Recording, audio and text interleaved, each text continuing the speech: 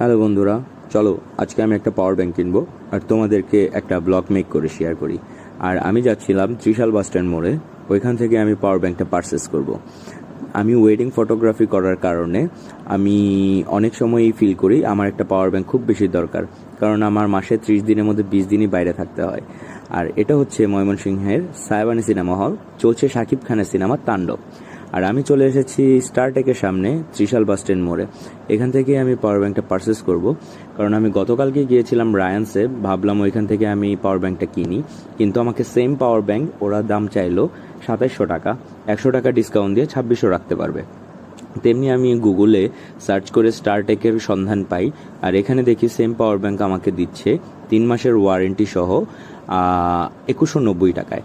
আর এটাও 3 মাসের warranty, 20,000 ampere এবং 22.5 ওয়াটের পাওয়ার ব্যাংক।